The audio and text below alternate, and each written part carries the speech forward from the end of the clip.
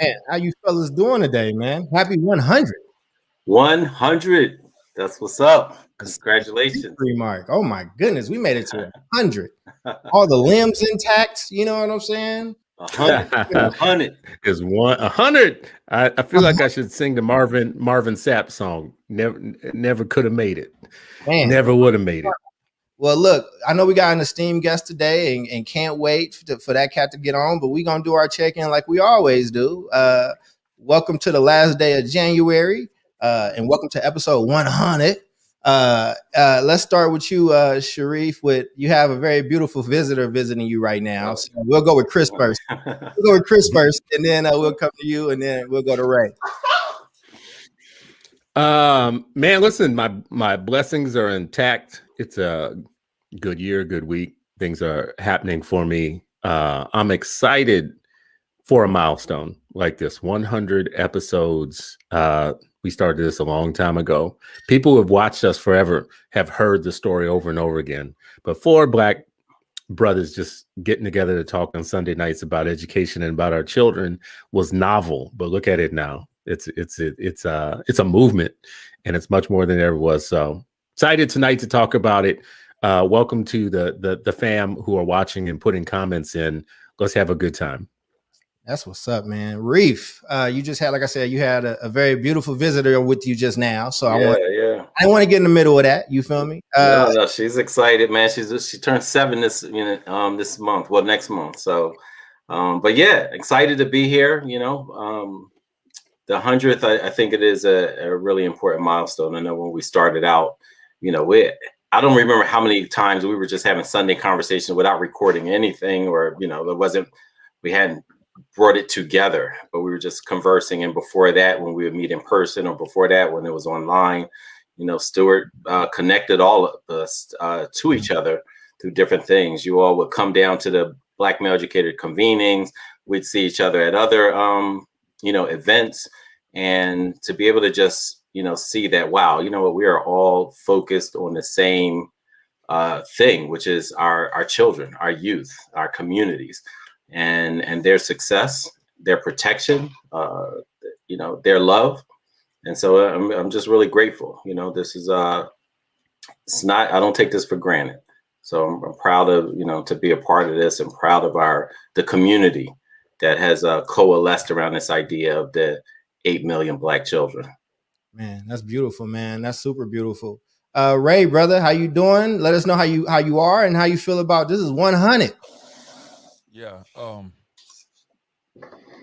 well, bro. Can you guys hear me? Yep. Mm-hmm. Oh, I'm well. Man, 100 episodes, bro. I mean, you guys know the backstory behind this, yo. We never thought we were gonna get this far, and so for us to finally be here at 100 episodes, man, it's a blessing, and definitely a blessing for us to the impact of the work that we're doing, and just like how far-reaching it is. It's pretty phenomenal in terms of the things that we do and the things that we're able to do, and then also, the type of access that this podcast has given us in terms of being able to do live shows in different cities, being able to tour like we're rappers and stuff, yeah, it's definitely a really good feeling, man. Blessed to be here. So that's what's up, man. I think that's beautiful, man. What about you, bro? Yeah, man, I'm really happy to be here. It's a lot that it took to get to this moment, but again, 4 dudes that just felt something in education that didn't always feel like they had a place to say it. And I just remember those conversations at those conferences. And then we had faith, whether it was one person listening or a few hundred, right? It's like, yo, if we just tell our truth and we just show that there are people that believe in the power of Black kids and then brown kids, and they can learn, people want to hear that, and they'll be open to hearing us have some real talk about it. Not this dressed up thing, not this super far away thing that you can't really understand half the words when people talking about. It's just like, yo, quality and how we get there. And I think what's special about our group is just that we have very different ways of trying to get to that place. But the one thing that we all agree on is that 1, Black and brown kids can learn, 2, and they deserve better than what they're getting. And how we get there may be very different. And I'd be remiss if I left out And we represent 4 very different corners of the political spectrum as well. And it's been truly been a journey. It's truly been a ride. But we will have we'll have us a special guest on in a little bit. But one of the things that I want to do is make sure that we set the table for what today's conversation is about. Today's conversation is with somebody who's not just a rapper, but is also an activist and also somebody who believes in Black economics and that Black folks should have their own thing. And so I'm really curious. And I think as a podcast, it's just like, hey, with the resources we got and the resources you got, what's possible? Let's have a conversation today about what's possible.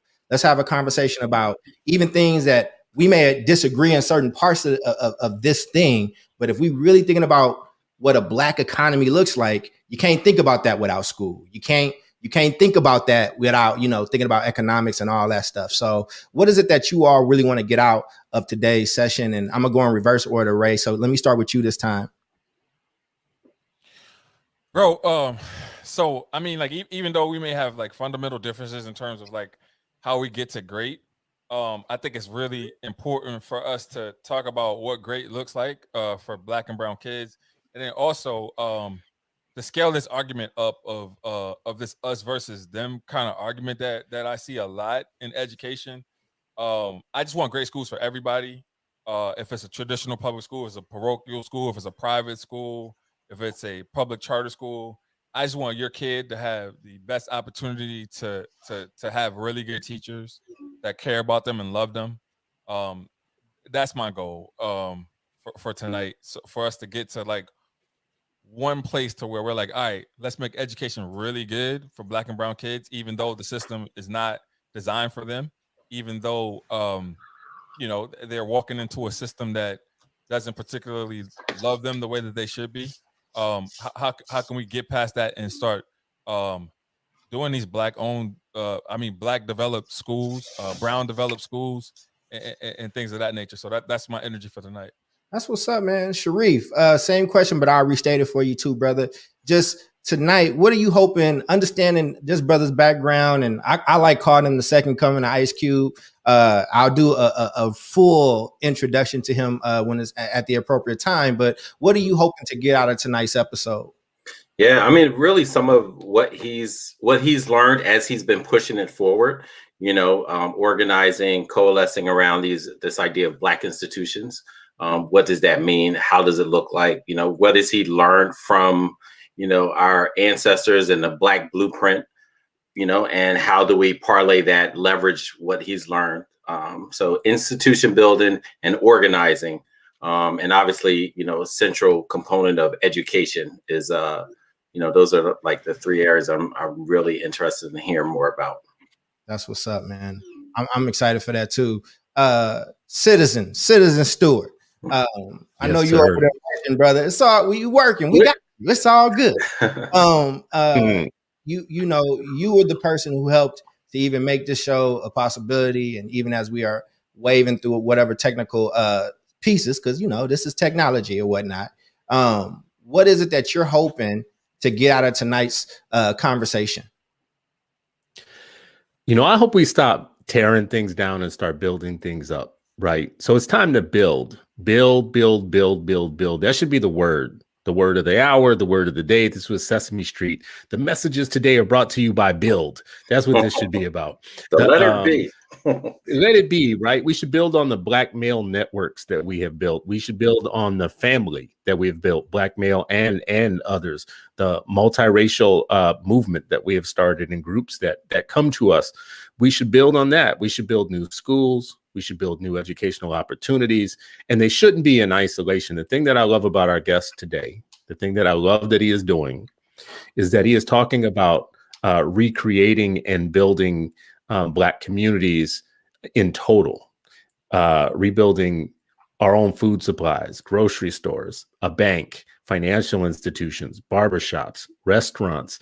And in the middle of all of that, because all that is talking about is what? Building a village. In the middle of that, there has to be a school, right? And we've got that part cornered. We talk about education every week. It's time to actually put that in the larger building of the larger movement. That's what's up, man. Well, I'm going to do... What about you? Well, I mean, listen, This always happens. Like you hosting. So what about you? well, I answered, but I do think that I'm interested in building things that can be independently ours and for us, where we can kind of take care of ourselves and be able to work and help other people, right? But I think that you got to put your own mask on first. And I think that there's a lot that we need to do in our community. And I'm about to be a real fan right now. Thank you, super producer. I see him. I'm about to be a real fan. Ray, get your jokes ready for me, baby, because I'm about to go there. This is my guy right here. So I have the distinct pleasure of welcoming and introducing one Michael Render, aka Mike Bigger, aka Killer Mike, aka what I like to affectionately call him as the second coming of Ice Cube. I'll see how he feels about that at some point. He is now one half of the hip hop supergroup Run the Jewels. But long before that, I was introduced to Killer Mike as a protege of Big Boy from Outkast. And it was 2 verses that solidified it for me with him early on. The Grammy Award winning The Whole World with Outkast, where he can catch a beat running like Randy Moss. We're going to see if he's still Randy Moss in these streets. And his verse on Never Scared with Bone Crusher. If you wasn't out in college during that time or going to clubs, you missed the moment. It will never be like that again. But Mike has an entirely new career as an activist and as a Black first entrepreneur. I mean, this brother has barbershops. This brother believes so much in Black agency and Black self-reliance that he co-founded a bank, the Greenwood Bank. So it is with so much honor and such a pleasure as a fan.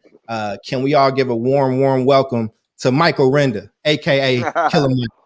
Man, what's up? thank y'all. Welcome. Thank y'all, brothers. Good to What's see up, you, Dr. bro. Charles? What up, Chris? Y'all do. Good evening. Oh yeah, Selmecki and Ankrum. You ain't got the name. You. I think y'all need to open the door for Kitty, guys.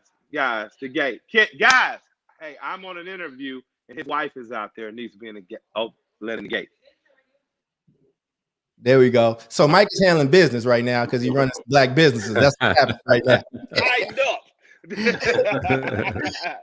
Killer Mike, welcome to the broadcast, brother. Hey man, Dr. Charles, thank you so much, man. I really appreciate you, man. Thank you. I'm honored. I am honored to be called the second coming of Ice Cube. I'd be honored to be called Ice Cube shoe carrier. Ice Cube is Ice Cube is a huge influence. I tell people, if you listen to my rap style, you're listening to a direct student of the school of Ice Cube, majored in some Scarface, Chuck D, and KRS-One while I was there as well. So thank you. It's an honor to call. Well, before the fellas jump in, Mike, let me go ahead and just set the bar for what we kind of talking about today, okay? Just so you ain't walking in fully blind. This is a podcast with 4 brothers that believe in Black education and believe that we deserve better and we should be asking for better. We wanted to have a conversation with you just around your efforts to build Black power, right? Like you support Black entrepreneurialism, you support Black self-defense, you support collective economics, and you've also talked about Black themed charter schools before and utilizing that public system. So we want to basically have a conversation just around how to kind of combine those things. And before I had you jump in, I want to make sure that I didn't miss anything with you, Chris, because Chris is the brother that helped put this episode together. So why don't you kick us off, brother? No, you didn't miss anything. I would love to talk about how we build the educational capital, Black educational capital, along with all the other capitals we're trying to build. Yeah. I want to say I didn't become a rapper and then just start feeling guilty and became an activist. I was organizing way before I was a known rapper. I've rapped and probably organized my entire teenagedom forward. So coinciding with organizing from the time I was 14, 15 years old, my grandmother, involuntarily, I was an organizer before, because your grandmother, when she's involved in the neighborhood, you're just kind of, you're on her hip. So whatever she was doing, I was doing. If she was campaigning Andy Young, there I was holding my sign. But when I got the political awareness and, the social motivation to do it myself, since about the time I've been 14, so about 31 years as an actual activist, as an organizer early on, and now more of a mobilizer, since I'm not meeting on a weekly basis and determining things in the local, but I stay plugged in with the organizer so that I know where to send corporate money, and more than even knowing who to support on the ground is doing the work. So thank you for including all of what I do. Because sometimes when you go, they like to call you whatever they want to call you at the time. But thank you for being all inclusive, because the goal is to be a Renaissance man, do my little part, so everybody else can do their little part. None of us have to do a lot, That's all good, man. I think one of the places that we like to start, and then I'll let after you answer this, I'll let the fellas jump in. But so how do we do it? How we do it, Mike? Like, how do you had a dope show on Netflix, which I had a really good time watching. But like, how there are people that's like, okay, y'all talking about this Black unity, y'all talking about building Black economics. Like, Ice Cube tried to come out with a plan, and people had a lot of things to say about to him when he was trying to do it. So, Mike, why don't you tell us, what do we need to do if we want to get the Black education that we want to see and the type of Black unity we want to see? What should kick us off with what we need to be doing? I think we lean into the things that work and we pull out of the things that don't. And that may be different at different times and decades. That may be different even in different cities and places. But I think that we need to be more pragmatic about some of the decisions we make on a national basis. We know that we have overarching things that make sense, but on a local basis, there may be some nuance. So, you may not have the option. Like when I tell people I define Black businesses by 3 different tiers. They're Black businesses in terms of, that serve you, because Black products that are actually produced, we don't have a lot of them around anymore. It's very difficult sometimes for the people that have a stronghold. So the matters of Black business that are owned and operated and employ Black people. And that's like my top tier. I try to do that. And if I can't do that, is there business that may be owned by others, but operated by Black people, so that I'm treated fairly, my community is treated fairly. Now, all of them is a prerequisite. You have to treat my community fairly. And like, say you get down to your 3rd or 4th final tier, what you see is, and there's some nuance to these two, is that a business may be owned by other people, and they may not be able to employ because they're a small family business, but they deal fairly with my community. And eventually you'll bring 1 person or 2 people on because it's a smaller business, but they deal fairly. So I try to do that, because if I'm in the middle of America, it may not be easy as to turn that dollar like I will in Atlanta, or say Harlem or Jacksonville or Charleston. So I try to do whatever I can as an individual to make sure I'm strong, but then start to strengthen my community by where I spend my dollar. There's some other things we can do in terms of education. We were lucky enough in the 90s when I went to Frederick Douglass High School. Now, the significance of this is, and I tell people I didn't understand how unique and special growing up at a time in Atlanta where I grew up was. Most of the schools in Atlanta are named for Black educators and emancipators. That does not escape the fact that the public school system has went to shit nationally, right? So this was a national school of excellence named after Frederick Douglass. Our rival high school is Benjamin E. Mays, former president of Morehouse. So that's a hell of a rivalry. Either way it go, you're on the right side of cheering for them. We went from a national school of excellence that had only had 2 principals in 40 years to a school that had the best students siphoned out of that school, put in charter schools that were called academies. And because that happened, it left the school kind of dismal, and it's now returning to prominence. But then they went through about 6 or 7 principals in 11 years. That's sabotage. So include the fact that you're not educating in a way. When I went to Frederick Douglass, it wasn't on the national or state curriculum. But when I went there, just because the staff decided to, the staff went to Black colleges. They went to Black high schools like Booker T. Washington, which was the oldest Black high school in Atlanta.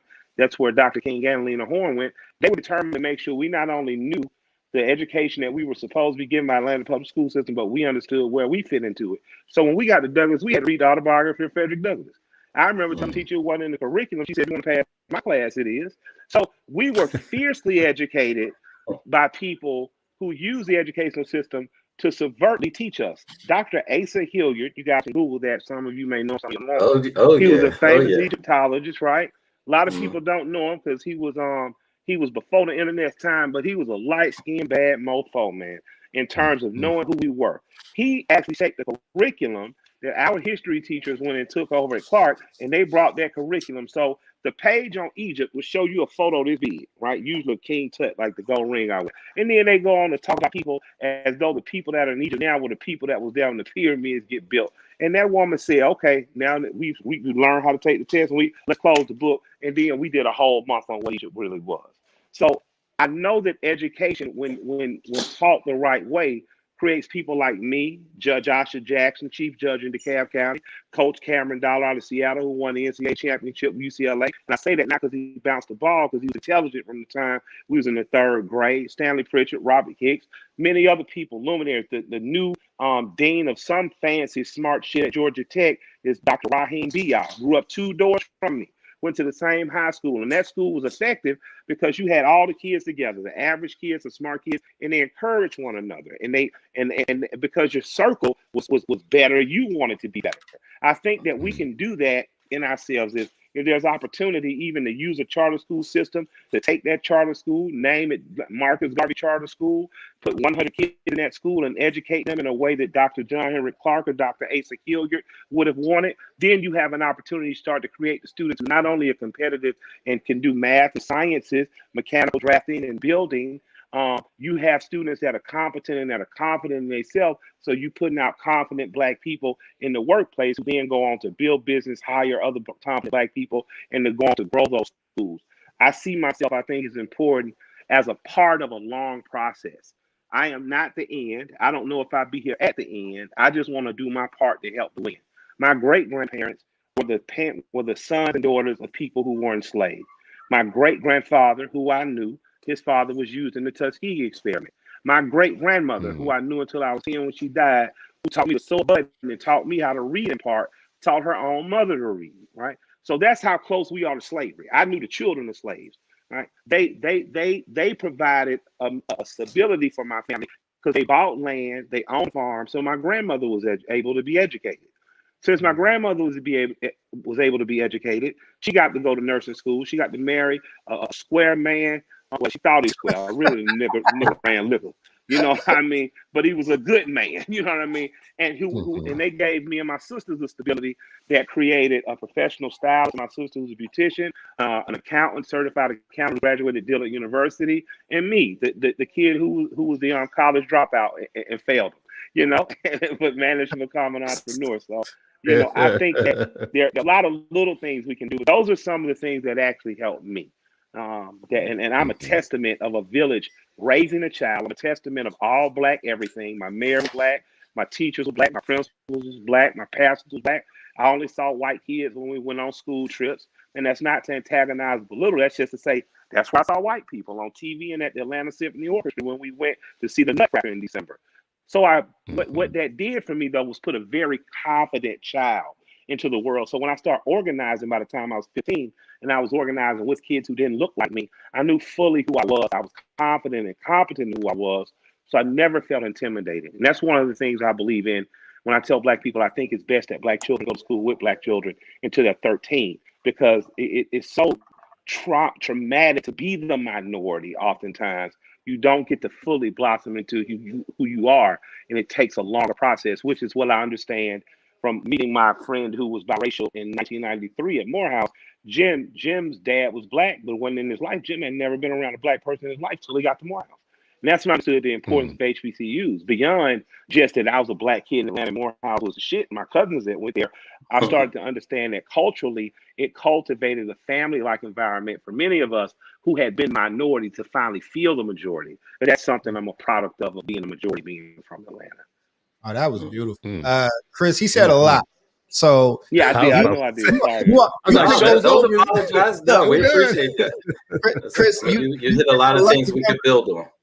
And the funny thing is, before I throw it to you, Chris, Asa Hilliard. So my doctorate is from Asa Hilliard's program at San Francisco State. So that's why I became a doctor from students of his. So Stuart, what you just heard a lot, brother. So sum that up and give your thoughts, B. Well, the first thing I want to say is if Killer Mike is the failure, I want to feel like he did. Yeah, I'm the failure. No bullshit. My grandmother tell me, I want to get on your failure plan. You don't have a tray. Yeah. I want to get on your failure plan.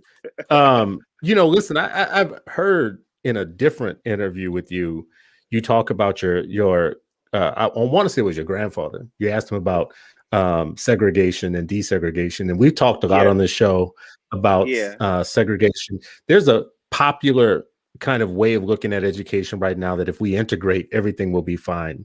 And we've talked about it a million times on this show, that after desegregation, we lost all of our Black educational capital. We fired Black teachers, we fired Black principals, we closed Black schools. How are you looking at that as part of, you know, your education philosophy, but also with business? I think it's okay to say this isn't working for us. Right? So, immigration as modeled ain't working. Public education is not working for American children, period. So let's say that. Like even the children that are lily white are not bilingual. They're not conscious of world studies and histories in the way that European children are. You know, I'm in Holland. I'm in Germany. I'm in these places because I still sing and dance professionally and make nice money doing it. But I get a chance to see how far advanced their European counterparts are to them. So let's just take into account that public education is failing, period. And it is especially crippling to us because not only is it failing in reading, writing, and arithmetic, it is also failing to instill the confidence in the children it takes to compensate for the bullshit that's being taught versus the nothingness. We do not teach financial literacy to any American children. We don't even teach kindergartners to clean up after themselves in a way like the Japanese kids do that will create competent people in terms of not littering. So let's say the whole education system needs to be over. It ain't just us. But now dealing with just us because we can't control everything going on the outside. Like your mom said, I can control, and your father, I can control what goes on in my house. In our house, even if our children continue in this broken public school system, we need to create some type of Wednesday, Saturday, or something school in which we take our children for an hour and a half, 3 hours to be together, to be taught, to study, to discuss how to be curious about wanting to learn more. What to be like part of my education, one of the classes that I took in high school, I was in the Art Talent Center. Mr. Bill Murray, co-owner of Murray Brothers Funeral Homes, went to Washington High School, light-skinned Negro, because could grow a mustache like Gordon Parks, had hair like white folks, right? He said he went to Booker T. Washington. He said, man, you know, everybody started talking about they was gonna get me to go to college. Somebody wanted me to be a doctor. He said, shit, nigga, I didn't want to do that much reading. I said, so what you want to do? He said, I just figured I'd major in art. So he ended up being an art teacher, but this man taught me more about entrepreneurship and life. And he taught me a lot about art. He turned out a good artist to me. But he taught us about things that we weren't being taught in school, but that we should have been. He helped me understood that when I told the story of me buying an apartment building in the Bluff in Atlanta, he told me about it in the neighborhood when we was in the 90s. And all of us thought we wanted to be dope boys and, you know, should have had enough sense to go look up how to buy something at 19 and 20 and did it. But my wife ended up years later bought something there, but he had already owned half that neighborhood and sold it off and made money and opened another funeral home. So because I had instructors like that had went to Black high schools and Black colleges, they knew what was important. And we need to center our Montessori schools or our charter schools or our one-day-a-week schools around it. What are these children going to need? These children are going to need knowledge of how to build a credit. These children are going to need knowledge on how to bank. These children are going to need to know where they're from in Africa, what made Africa great, what Africa contributed to the world. And if the public school system is not going to give us that, then what we can demand out of the public school system is give us reading, writing, and arithmetic to make us at least competent on an average level. And we'll take care of the confidence part and making sure we're putting people who not only know something, but are qualified to learn. A lot of times I find that in our children, it's not that we don't know or can't know. Our children don't have the confidence because they're put in situations where they don't feel competent. And I think if we change that narrative, Black children will blossom as quickly as they blossom with a ball in their hand on the field or court.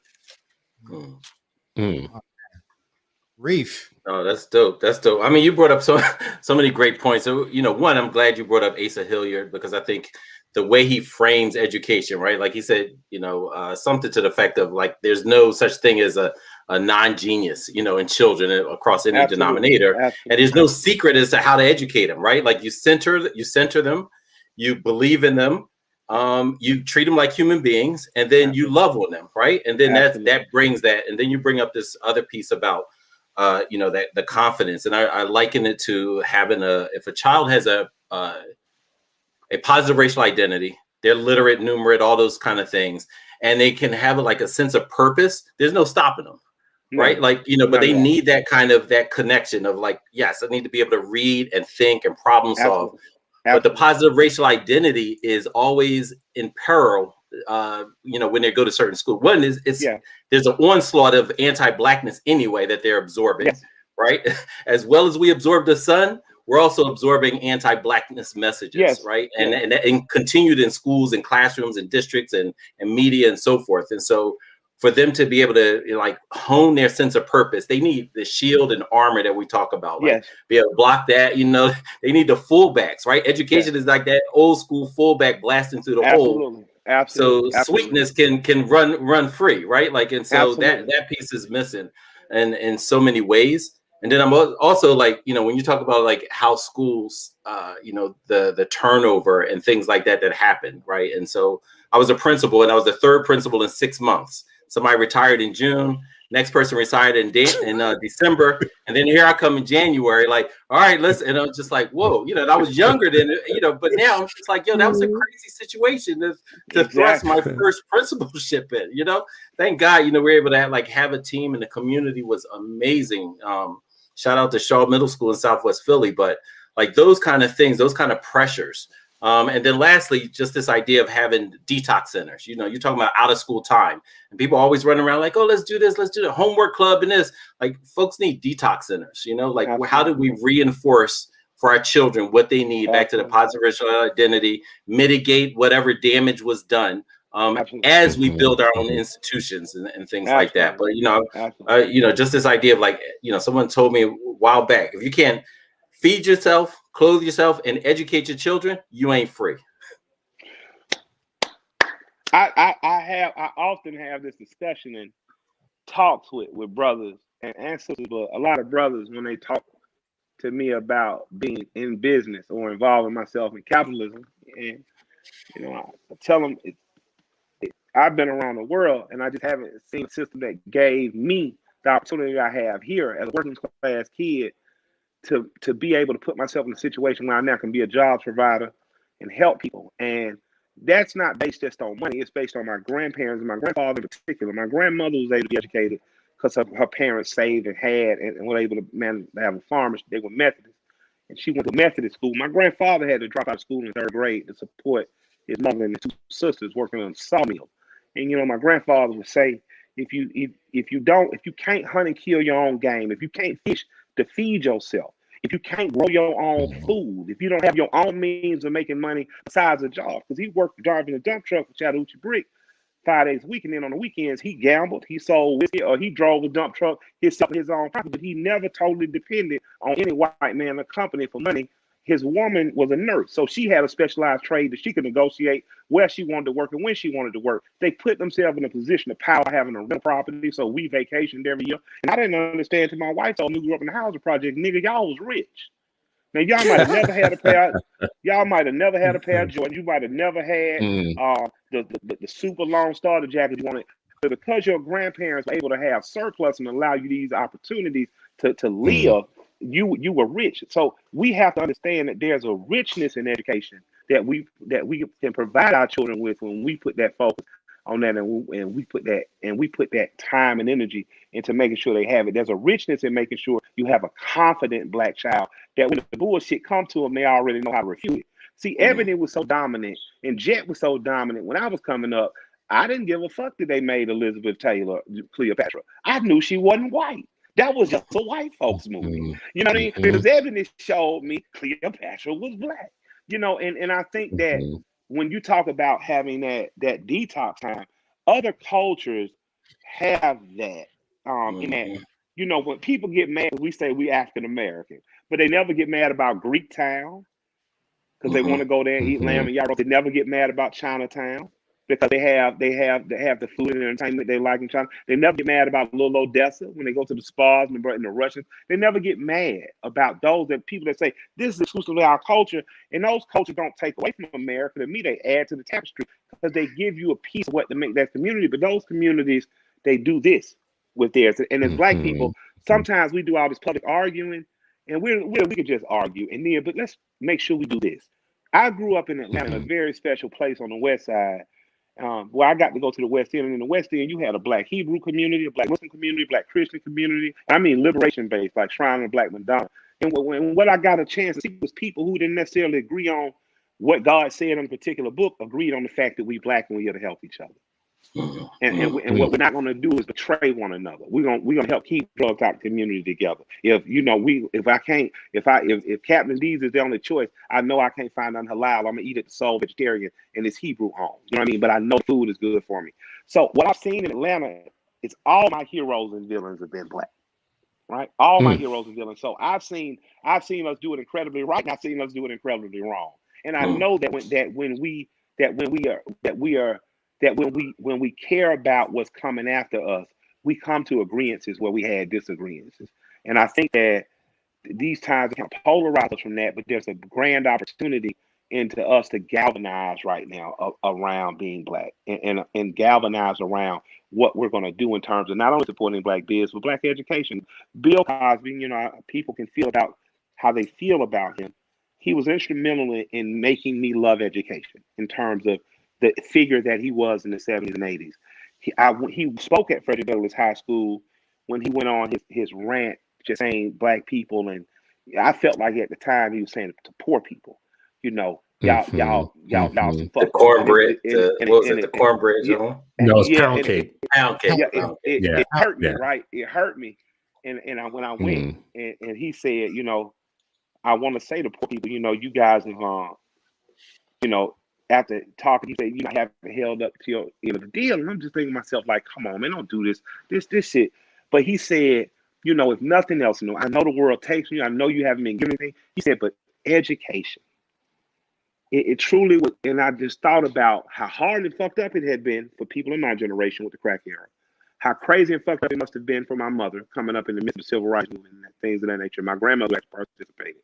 When I think about the depths of the Depression era my grandparents were born and lived in, when I think about what my grandmother must have went through as a child trying to teach her mother to read, things of that nature, I said to myself, and this is not for anyone else, this is what Michael said to Michael, like, I got to toughen up. I got to take every advantage and every scrap, because if I don't, I'm not going to be able to provide for Michael, my daughter, or easier road. So it's not fair. It's fucked up and it's wrong. But all those people with a little gray hair and our beard on the top of our head, it's time we stop blaming children. It's time we simply stop blaming government, even though we do have to raise our level of expectations. We have to take dollars. We want this, but it's time that we do on a local level. Because again, what might work in your municipality might not work in mine, but on a local level, figure out how to take that Asa Hill curriculum that exists and how to start getting that amongst 10 children in our neighborhood. On a local level, how do we figure out when we come to Atlanta and we bring our children to the Trap Music Museum to make the Apex Museum also a part of that visit? It's time on a very local level to give what Ebony and Jet gave us in terms of confidence and complimenting and speaking. And because I think that if we do that in terms of the confidence and we create curious children, I think that the problem of education can be solved. Because Dr. John Henry Clark didn't have any formal learning in terms of a diploma or a degree at first. And he was teaching at a college while he was getting those things because he was self-learned based on the curiosity that had been stoked as a child. That brother preaching over here, man. I'm Love it. I'm about to throw it to my brother who runs a full district and is making sure that Black kids are learning and are doing it at a high rate. Also, his own children. And I know if you ask him about where he is with his own son, he will beam with pride that boy is 2 grades ahead and on track. Come on now. So I just got to bring him in the right way, because he was on Boys Walking Show and he killed it talking about his past and what led him into education. So Ray, why don't you jump in with a reaction and then just some thoughts and maybe even share a little bit about your boy. I just like hearing black men brag on their kids. That's it. Brag on your boy, man. Yeah, that's what's up. So first and foremost, bro, I want to thank you for coming on our show, man. 100 episodes and having you on our show. Amazing energy, bro. We all follow you. I'm not as much of a super fan as Charles is, but I am a really huge fan. And I want to say, I want to say thank you for coming on.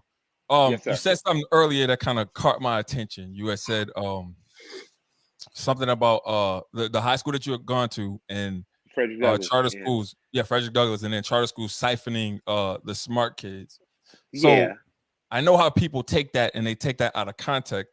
So I kind of want to just bring it back to the fact that parents choose what schools their kids go to. So those kids on their own didn't say, you know what, I'm going to walk and I'm going to go to the charter school.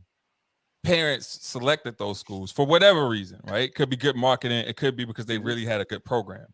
And so my question, and so my question to you is, what are your thoughts in terms of like parents being able to select schools that best fit their kids, and what kind of schools do you send your kids and your nephews, nieces, and your own kids to?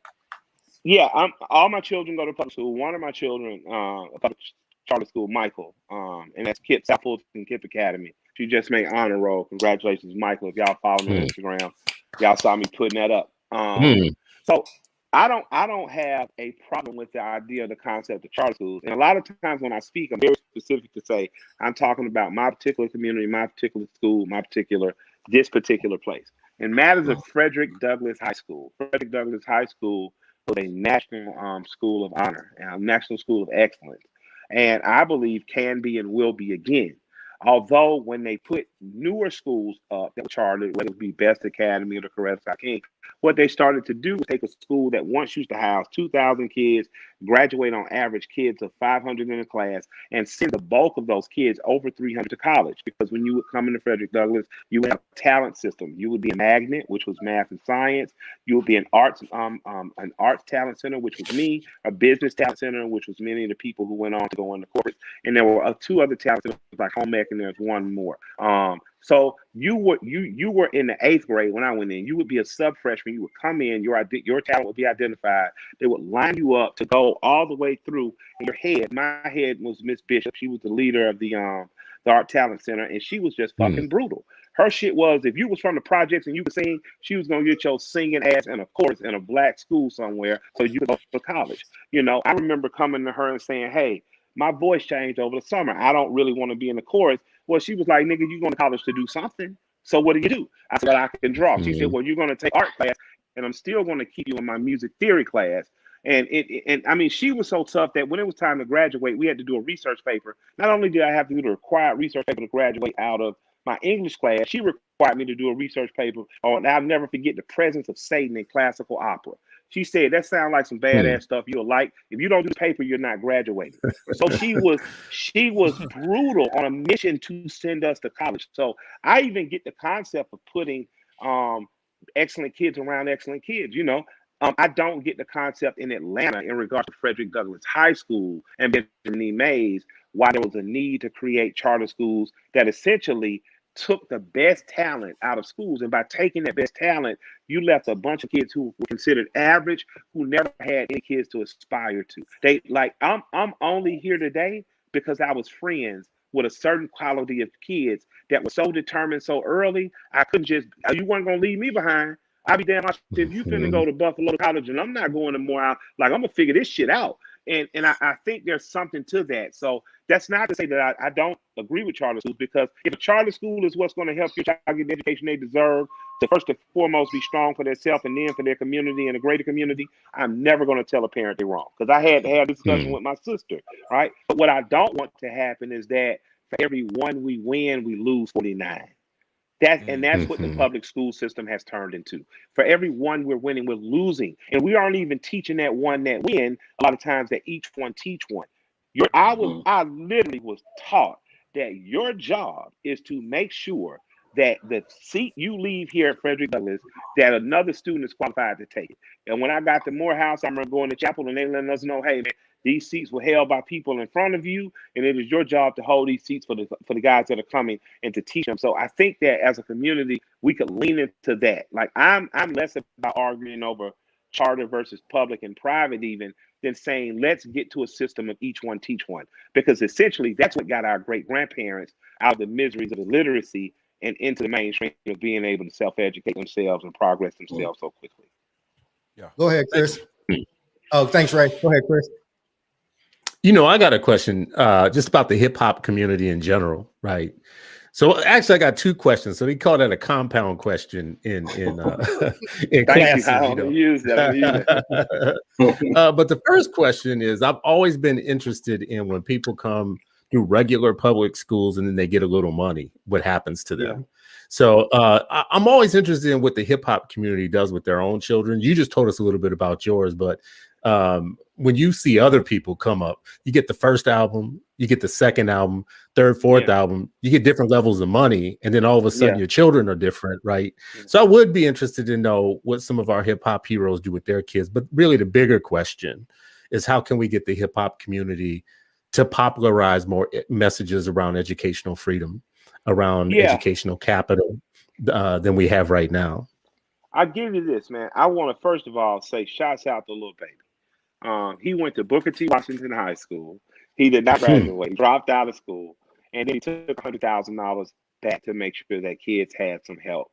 I wanna give a big shout out to the Migos, who did similar things for middle school in Atlanta. I want to give a big shout out to artists like Dro and T.I., who supported Frederick Douglass High School, which they went to. I want to give big shouts out to the Goody Mob, who's done the same for for Mays High School. So in Atlanta, there's a real common thread of hip hop being united with helping public schools. Maria Karski-Starfson, who was our last superintendent here. You know, some people liked it, some people didn't, but she's the superintendent of our kids. I'm gonna help her out however I can. Freddie Figures, the Black-owned wireless company, Freddie Figures donated a bunch of stuff they needed to feed kids, and I got them hooked up together. So there's a real big want, because we are produced by the public school system here. There's a real big want to try to help the schools. Whether you graduated and did well or didn't graduate, most of us had a good enough experience that we try to help. So I don't know overall, because I don't, like, you guys got to understand, and as I'm older, I'm understanding this better, even when I'm talking to people. In Atlanta, we grew up in a virtually Black world. So all our heroes, again, and villains have been Black for the most part. So there's a real want to help schools like Frederick Douglass, Booker T. Washington, George Washington Carver, Ralph Bunche. There's a want to help those schools. I don't know what's happening in Detroit. I don't know what's happening in Harlem. I don't know what's happening in Inglewood. But as for here, I got to give Atlanta credit. They do a very good job when allowed to, because, you know, some stuff public schools just don't, you know. They don't want you coming in on your jury on career day sometimes. But even Gucci Mane is when he spoke to elementary school and did a damn good job. So in my city, a lot of people who get down now, the big time guys who get a lot of money, a lot of their kids will go, if they go to public school, they'll go to North Atlanta, formerly Northside, or Riverwood is another one. That's a good school, mixed incomes and everything, but good. Westlake, where Cam Newton went, which is not far from where I live, is a good school. Now these are public schools. And then there's private schools like Woodward, Atlanta Christian Academy, and Winston Academy too. Woodward would be one. A lot of the people who were on the face or having around there, their children went to Woodward, where it's a big boy's son actually was running back for them, and now plays in Oregon. Good school, solid school. These white kids, for the most part, Atlanta white kids, so they get the beige rage. They don't really be tripping. I don't hear about a lot of incidents. But the Winston Academy out in DeKalb, owned by a brother, I think was a former Ohio State guy, is doing an amazing job. You heard about that 14 or 15-year-old girl got accepted in the Spelman maybe a year ago. That's a product of his school. And if I would like to see Black people, to be very honest with you, the Ron Clark Academy, which is another school owned by a white guy, Ron Clark, who's doing an amazing job of educating Black and brown children. The Winston school should be on par, if not better, because they're doing with a tenth of the resources, equal job, comparable to, and more, when they got a 14, 15-year-old girl getting in the Spelman. So I'd like to say anybody who's listening in Atlanta, especially out on the east side, to support the Winston School by sending your child there. So I think that in terms of education overall in hip hop, like everything else in the world, has been dumbed down. Your educational system has been dumbed down.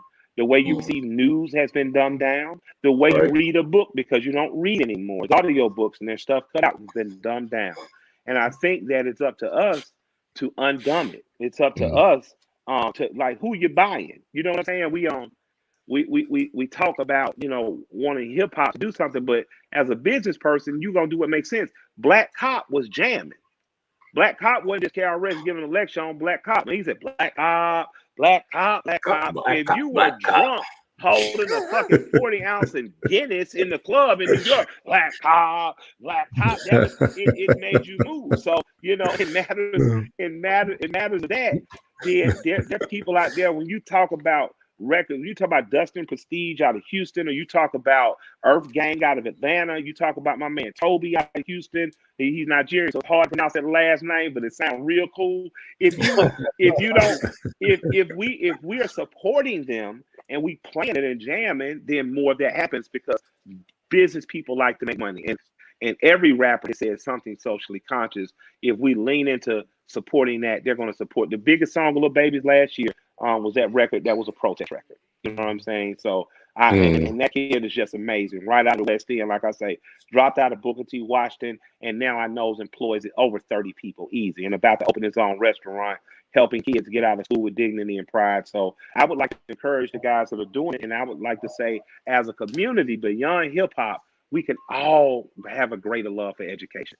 I'm in the process of getting Michael and I, we read books together. You know what I mean? So Animal Farm, you read together. Even if you don't live in the same household, it gives you something to get on the phone about for 30, 40 minutes. So I'd encourage us to even do that, you know, because I think that when we see each other falling in love with education, I think that children imitate us, and we could do a better job of showing that we love and stoking the curiosity of children. That same teacher, Mr. Murray, I told you about, I remember saying, man, you know, I don't know why you picked me to keep educating after school, but I thank you, you know. And he said, man, Negro, I just saw early, man, he really want to think, you know, and that's really what he says. All I wanted to do was just keep you curious, and that really is what it's about, you know.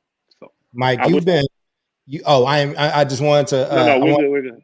Well, I know you're an important dude, and I don't want us to keep you too long. So I want to get at least one more question in with you. But real quick, for everybody watching, if you are enjoying this show and you're enjoying what Mike is kicking, we need you to stop right now and share this. We need you to like it and share it. We depend on you all to make sure this reaches. We want to go viral. Yeah. And Mike, I need you to damn share too, Mike. Black men talking sense need to go viral, man. Let's go viral.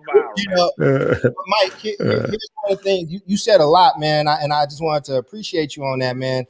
You know, we'd be remiss if we didn't mention your bank and the work that you were doing there. And the question that rose into, right, is, you know, we care a lot about Black policy, but we also care about Black folks that got to wake up tomorrow, that needs agency about themselves or whatever. Absolutely. That's what I tend to focus on. But my question is, we need your help. What is the next steps that the five of us can be taking together? You have a much larger platform than we have.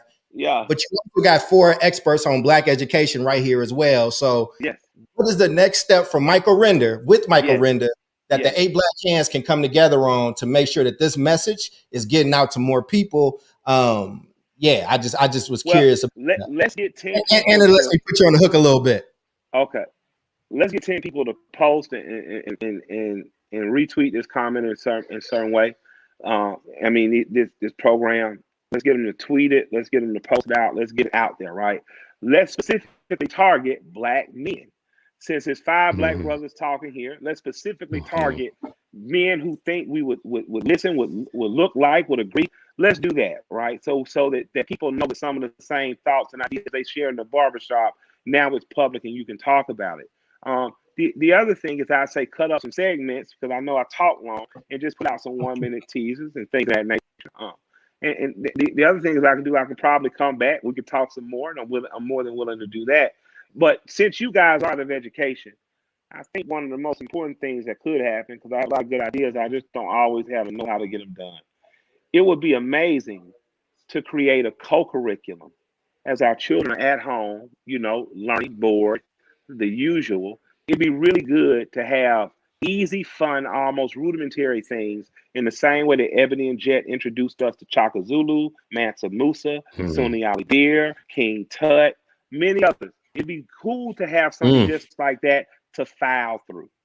It'd be cool to, when you learn about mathematics or you learn about algebra, to have little tidbits to know that this was the first system in math. It'd be cool to have a curriculum, much like Dr. Asa Hilliard, that goes right with the curriculum, that corrects, projects, shows the truth it'd be cool to do that. And I think that's something that intellectuals could do in their sleep because they're so learned.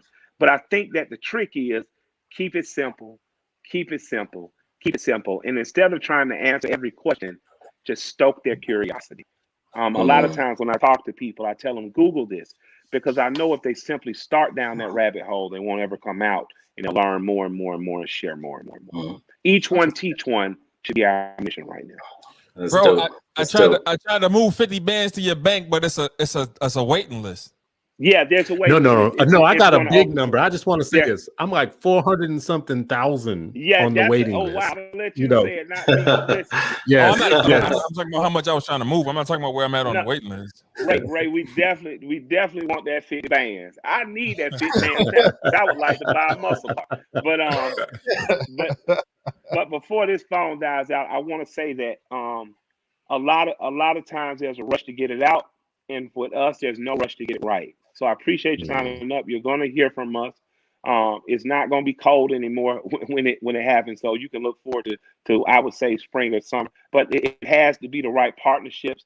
It had to be the right setup because Andre, I just don't want to fail Black people. To be very honest. Now, if you put something in the marketplace and it just don't work, I'm involved in a few different things in the tech world. Some of them are working, some of them aren't. Then that's right. But what I don't want to do is get Black people's hopes up to fail them. We want something competent. We want to make sure that we can do exactly what we say we can do on the first day and not the next day or the day after. And we're taking time to make sure all the T's are crossed and all the I's are dotted. And I appreciate your patience. Thank you very much. Greenwood was a place in Tulsa, Oklahoma, for those who didn't know, that was destroyed by a race terror with white people going in and destroying a Black town where Black people, because of segregation and Jim Crowism, which was apartheid, had to form their own town, created their own schools, doctors' offices, doctors, lawyers. They had their own dollar turning, and poor white folks got so angry they killed, bombed, gas, raided, took it down. But they did not kill the spirit of Greenwood, whether that's Greenwood the whiskey, which I'm not associated with, or Greenwood the banking platform, which I am associated with. It gives us an opportunity to pull ourselves out of the muck and the mire of that evil that terrorism caused and into a proper place in this country. And that's at the head of the helm in this tapestry called America. Man, you've been great, brother. I don't know if you have any parting words for us before we let you go and get back to your family, but it's yours. Very, very simple. We can, we must, we will. Oh, most stuff. Thank you, brother. Thank you. Absolutely. Love and respect. Mike, now when we reach back out, don't act like you don't know us, bro. I'm gonna go listen. tag you on the Twitter and Instagram. Don't be like, who is this cat? Don't front on us. Now, do me a favor, too, guys. Get you guys t-shirt and cap sizes to Jennifer Farmer. I want to make sure I send you some product and gear from the swag shop. And if all of you ever get to Atlanta at one time, you're welcome to broadcast from my shop free of charge. I appreciate that. That's dope. That's dope. Absolutely. Love it. Thank you. That's good looking out. Peace. So, folks, ladies and gentlemen, and esteemed brothers of the 8 Black Hands podcast, that was One Killer Mike reaction. Look, I'm glad he came on, man. It's I think so much of his messages spoke very clearly with the rest of us, like what we've been saying about building institution and how much he centered education, right? Like the love for community, education, educate, agitate, organize. I think that he spoke about that from a lot of different realms. I loved how he brought in history, like what he learned as a child, the people that he was around, the people that, helped develop him. The teachers that pushed and challenged him, right? Because it was out of love. They were like, oh, this is the bar. The bar is the bar. And we're going to help you get there. Oh, you don't want to do it that way? The bar is still the bar. We're going to help support you get there. So I think, just the messages resonated, and, each one teach one. And this is why I think teachers are so important, because yes, if all of us as citizens can do each one teach one, because the best educators, they each one touch 1,000, right? Because that's that ripple effect. And so that's that. He was preaching in Nguza Saba all night. So I can rock with that. Hashtag in Nguza Saba. And I like your Freedom Summer shirt too, brother. Yes, sir. Keep the threads. I see it. I understand it. Raymond, what's your thoughts, brother? Yo, bro, listen. I loved it. it was amazing, bro. The energy, just the realness, bro. Like, you know what I'm saying? It's just like, you know, you get these artists, bro, and they don't really have a connection to the community the way that Mike does or whatever. And bro, it's just really good to see. Now, to be fair, you know, he does have some far out things, and there's interviews that I've seen prior to that I don't necessarily agree with, that I'm not 100% aligned with, but everything that he spoke about in terms of education and things of that nature, I'm 100% with it, man. So it was a good episode. What's up, man? And Chris, the man of the hour, I want to give credit where credit is due. You worked hard around this one, brother. You hustled. Did it meet your expectations, black man? Well, first of all, I'm not the man of the hour. First of all, Mike Render.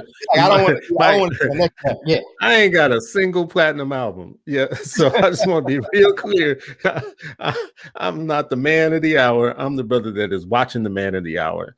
Everything that he said just now, to me, my heart was just exploding in a way, because education activism is in such a bubble all the time. It's like so to get it outside of the bubble, what he was speaking in my mind was freedom pedagogy, right? Like we keep trying to re-enlist our kids into slavery pedagogy, right?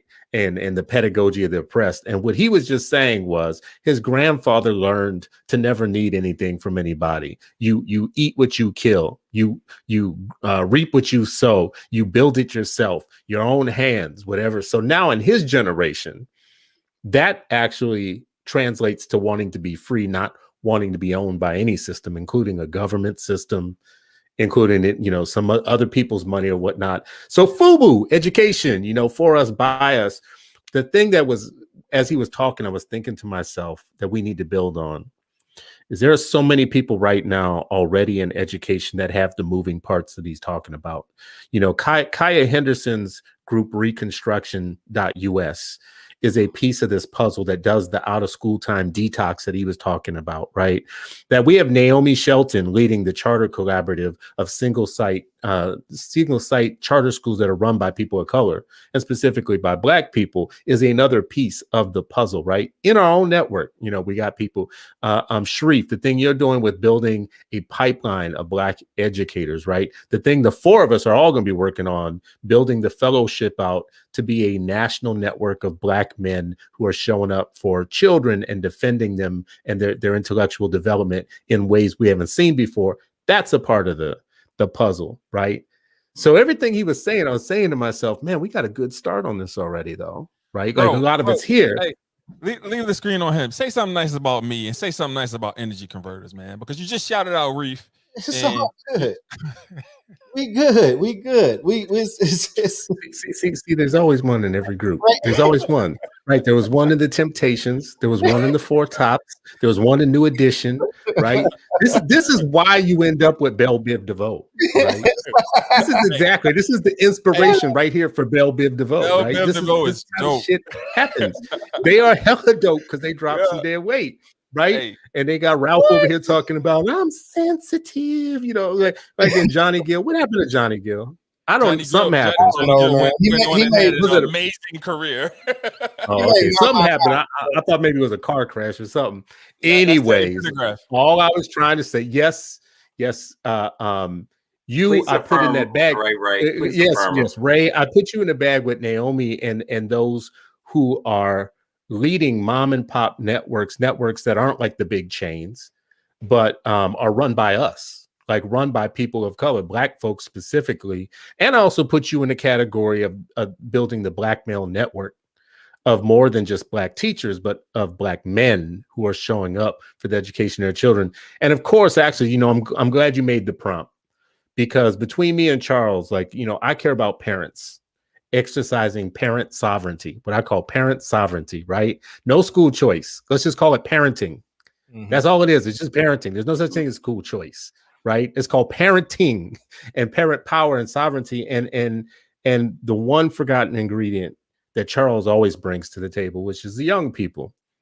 Keep talking about education all the time without our young people being involved. So anyways, I feel like we got a lot of bases covered in our network. Yeah, I think Mike I think, Mike, it's good to have what you witness with somebody that's in the middle of the work. Like, it's easy to talk about it when it's something that you're doing and that you live in, right? It's easy to talk about it. This is when people get upset around like academics or whatever, or people that's like do this for a job. It's like, yo, you're saying a lot of words that I can't really connect with, or I don't really understand. You're making it very complicated. And I think the message was very deep. It was not a shallow message, but it was very direct for this community, so people can understand it, take the ball, and go run with it. So I think for me, man, I care about the agency piece, right? Like, I don't, my argument is never about systems. I don't need to cape for any system because systems don't love us, right? You have to love people. So I'm grateful for that, man. I'm grateful for that love. Thank you, Ray, for shouting it out. But I'm not mad. I know what I do, and I think that you all know, right? Like, I think even in Oakland, when we were talking about when we gave away just that money just recently, we wanted to give it directly to community people. I think that the four brothers on this show right now, we have a lot of power, and let's just own it and let's say it, right? Let's stop running from terms like privilege or power. Like, for the people out there that get mad when people say you got privilege, that's something that people aspire to have. It is currency that you spend. It's currency that you use. That's like saying you rich or you got money or you got wealth, and you shouldn't be getting upset. You should be like, oh, okay, and how am I setting up my kids and my family? So I think that conversation was just really good. And stop saying black people can't be racist. He's like, I got the freedom to do whatever I want to be. All right, don't take that dream away from me. Don't take achievements away. And I wanted to segue because, fellas, we are at 100. We're going a little later tonight or whatnot, but like, I think 100 is a time to kind of step back, reflect, and just take it in. You know what I'm saying? And to say it was easy would be a lie. I think to like really sit in this moment that the four of us started with nothing, with nobody listening or whatever the case is. We came from wherever we came from. And to have this moment right now, and to be able to commemorate it with Killer Mike and him on point the way that he was. So, let's I'm gonna start from the bottom of my screen and just Sharif, let's like, what does 100 mean to you, man? Like we talked about it. We just had this great conversation. Just where are you at? Yeah, I mean, for me, 100 symbolizes, a level, even though it's short, but everything's relative, of continuity. I think I see so many, folks who have, fits and starts, and they may have ideas, or they want it to be perfect before they launch, and then they don't launch because they're waiting to be perfect. I see folks who, don't understand how coming together, like, was that saying, you want to go fast, go alone, you want to go far, go together. And so to me, for 100, that means like, going together in a way to uplift the voices that we've experienced, that we've heard, that are our own, as well as the communities that we love and serve. I think 100 symbolizes a commitment, to have a commitment to our community, which is, just always been really important to me. Across 26 years being a teacher and a principal, I was only in 3 schools across those 20. That's a quarter of a century, only 3 schools, because I believe in going deep, but having this, once I'm committed to a cause, like that's my thing. That's my, I don't separate, oh, this is my life over here and this is my work over here. For me, it is all, embedded and intertwined in a really deep and profound way. So, for me, that, it speaks to commitment in a really large way, but particularly the commitment to students who've had to experience so many broken promises from society and people and politicians and educators and stuff. So for me, that most of all, it symbolizes our commitment to the 8 million Black children in public schools. That's what's up, man. Chris, and again, I know I'm just calling on people and whatever, but we can have a general conversation. But I do want to just make sure I'm hearing from you each. I just want to know, because it might mean something different to each of us. So, Chris, what does 100 mean, to you? Thank you for that, Reef. What does it mean to you, Chris? I mean, it means that we're making the distance. That we're going a long ways with it.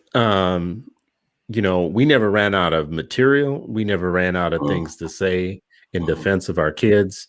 We still have not won.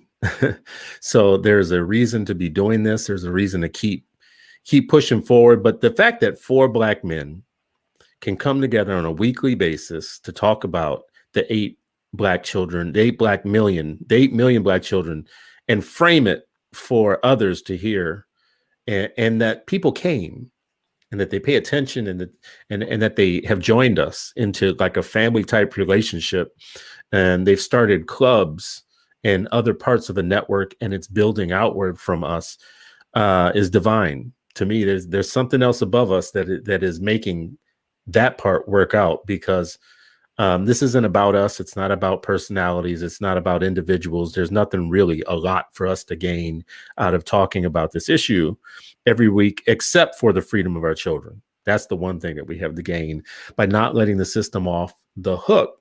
So, 100 for me it's like one of those milestone moments, something you put under your belt. You think like, wow,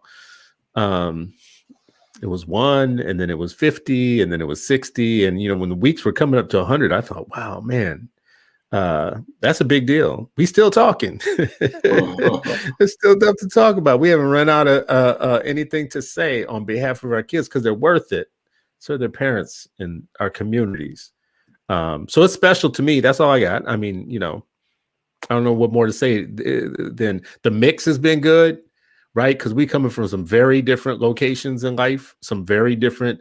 Even in this last discussion, I'm discovering that y'all don't know nothing about old hip hop, right? Like, so the old heads need to take over, right? Like, because so it's a good mix. It's a good mix. It's like Caesar salad dressing. Y'all the sardines. Ray, same question, man. What does 100 mean to you, bro? So prior to the show, I was able to jump on with Mama Toya. Shout out Mama Toya. Three woke aunties tomorrow, 7 p.m. She's like our #1 fan, bro. Holds down the patron, holds down book club, holds down pretty much everything that we're doing. So I was able to jump on a Zoom call with patrons, and that energy that I got from them kind of carried me to this show and through this show. It is just remarkable at the impact that we've been able to have on folks' lives. Like I said last week, you have college professors that listen to our show. You got department chairs of universities that are listening to our show, and our show has become like part of folks' college and university classes, their material that they're using or whatever, right?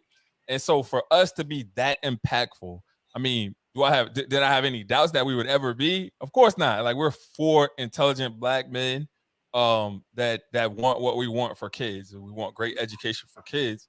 And I think that comes across in every episode that we do.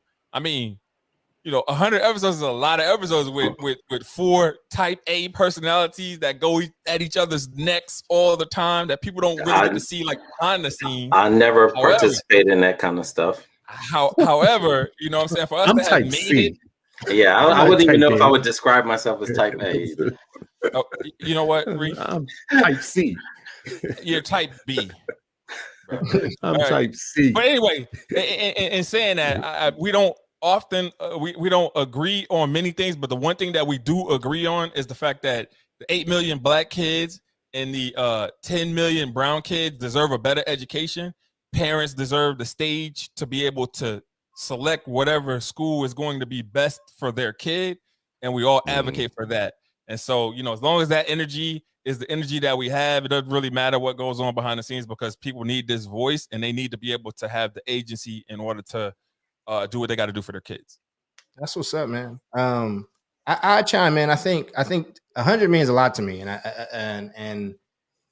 as I don't have the luxury of being like, yo, I have childhood friends from kindergarten, right? Like, I went to, like I said, 11 elementary schools, meaning, I'm so used to change. I'm so used to the only consistent thing in my life is like change, right? I'm used to kind of having to be like this loner, especially around things that I kind of care about. And I say that because only time I started at a school and finished was junior high, because it was only 7th and 8th grade, and then college. Everything else I transferred in the middle of the year. I transferred from one grade to the next, and kind of was just all over the place or whatever. So, to be able to stick something out for 100 episodes, and to also be able to take in the wisdom of 3 other Black men who are all older than me and have had different walks in this life, you know, and taking me however I come, you know what I'm saying? Like, this is one aspect of me. There's a whole bunch of other aspects. I think like we came together around a topic that wasn't sexy, that people was not excited to be talking about. And we just came and showed up as ourselves. And we also came and gave hope to parents that felt like they was just out of this game, that felt like they just had no say, no agency. I remember when we was doing the book club, man, and like people would like be in tears and breaking down when it's like, nah, man, you can actually do something about this, or this is what that history was, or yo, Black people are the reason that there's even free public education across the country right now. You know what I'm saying? Like, it's so many things that we've contributed just as Black folks in this space. And I mean us as a whole, as a collective around education. And so, you know, I'm very grateful that we've had other shows that have been fans and pop up and people and all those journeys. I just wanted to, you know, I wanted to take just a moment just to honor and respect the 3 other brothers that's here.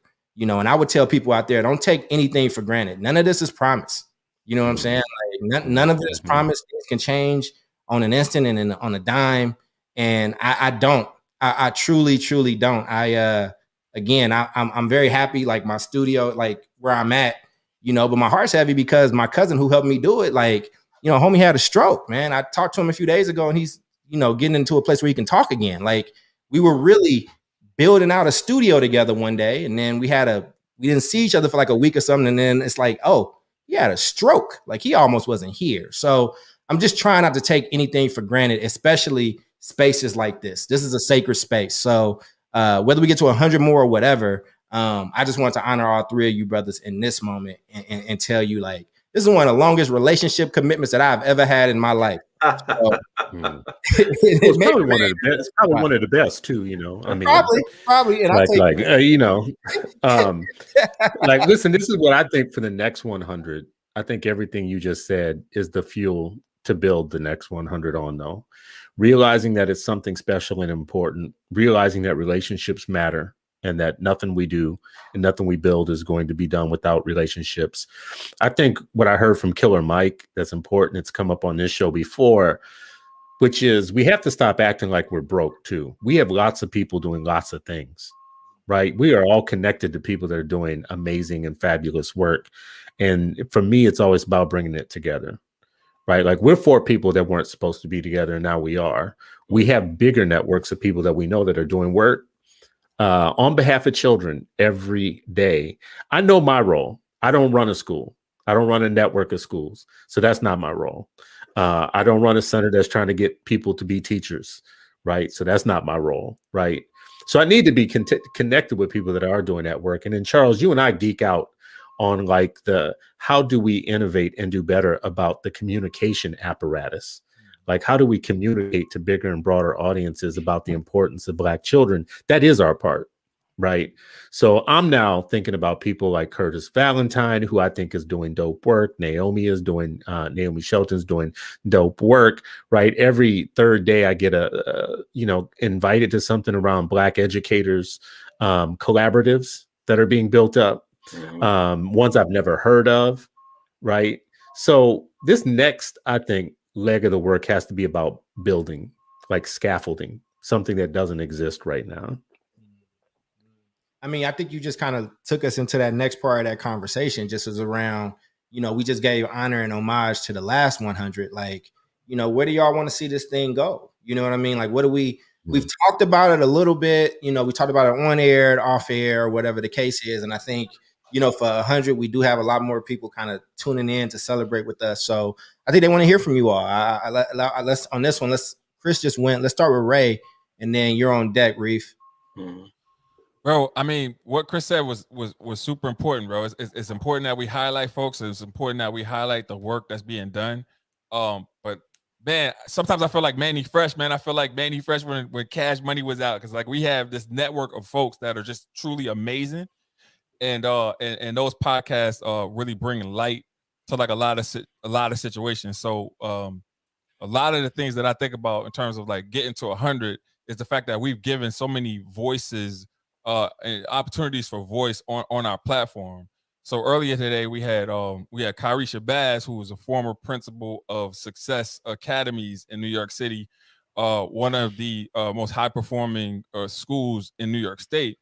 And so he had a group of college students that, you got MIT grads, you got Emory grads. MIT students, Emory, like top tier universities or whatever. And like these kids are talking about their experiences in charter schools in that particular charter school. And it was a real dope conversation, and it was centered around students. And I think that, moving forward, I want to have and see more conversations similar to what Charles is doing with energy converters that's centered around the students, because that's the absent voice in education. Like that and fathers, right? So fathers, Black dads, and students are the absent voices that are in education that I want to highlight moving forward.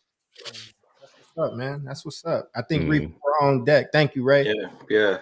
I mean, I think, I agree with everything that the brother said so far about this. I think next 100, when we talked about like institution building, when we're talking about like organizing and educating, right? Like, those are the things that can continue for the next 100. But I think, a part of it is, how do we lift as we climb? Who are we helping to establish their route? Who are we giving cover fire to, because they're dealing with an issue that's germane to the causes we believe in. And so I think that whole idea of organizing, like, how do we take our collective talent, our individual talent, and how do we build something? How do we continue to support this idea of schools and people who are supporting the schools and folks who work in the schools? And for me, it's all about like continuing this this idea of uplifting our community, serving our community, but then strengthening our community through our collective voices. And when I say collective, I don't just mean the four of us. I mean beyond that. How do we connect the dots? How do we build on the Black blueprint in today's context? And I think the sky's the limit, for those type of efforts. Well, I got a question with y'all. Charles, real quick. I'm sorry, folks, fellas, real quick. Shout out Emory, man. Emory Edwards, man. I know you was throwing out, people that are doing dynamic work, but Em is doing some really amazing things up in Indiana, man. So shout out to him. That's what's up. Yeah. I mean, the thing I love about Emory is that he uses his position to connect people, right? Like, we have a lot of connectors in the network, people who use their position not just to hoard, but to like connect other people with each other. And he's one of those people. I was gonna say, like, we talking a little bit off. Oh, I'll give my little future thing before. No. Go ahead, man. Go ahead. Because I feel like you about to go to another direction. I would just say, go ahead. No, I think for me, like, I do like that thing, right? When we talking about living as we climb and things of that nature. I still think that we can even improve this. You know what I'm saying? Like, I'm still like, I'm excited for how much better we can get. I'm excited for, just how clearer those messages can be. I want people to be able to look at the 8 Black Hands and know what each person does. And like, for the most part, most things educational wise, like, one of the 4 people can support you or connect you to the person that can support that. I want schools. I actually want schools. I want us being consultants with folks as they build in schools and the things that we've been talking about and what we've been collecting. I want us to have like the Black TED Talk. Like, we interact with so many amazing Black just education leaders that have something to say, but that they don't have necessarily, and not just the platform of a show or whatever, right? Like, this is beyond the show, right? Like beyond it, this show is where we come and show our work, but the work that's actually happening when we not on these microphones and not on these cameras is the things that I think should definitely be getting highlighted, man. And I want us to have a Black safety net. There should be a network where Black folks that love Black kids are taking risk and that are challenging systems and making sure kids are getting what they need. And if they get fired because of it, then we should have a soft place for them to land. I mean, I'm talking about nation building, right? Like, and I mean, that's what I like to see us kind of get to, just in that space. Because I think if I gave us a grade, I'd say about a C+, B. And I say that not in disrespect. I just say that because this is us just kind of, doing this. But like, I just see the potential in us as a cohort, as a group, can just be on just a different level. So, Chris, I wanted to throw it back to you, but I just wanted to, put out my thoughts on the future of what we could be. No, I think that's an important point. I mean, many people watching us don't know that there's more coming down the pipe in terms of real product, in terms of some changes. I think you asked the question earlier, what does 100 mean? We gave lots of answers, but one of the answers is it's a stake in the ground that's over. Like we did that first 100 and the next 100 is it's a new level of growth that we need to have. Level of growth, equality, professionalism, actual products that we put out, ways in which we're providing assistance to a network. We're bringing people in to do shows with us. What type of experience do we want them to have? These are all new questions for us in a way, because this has been a massive DIY project.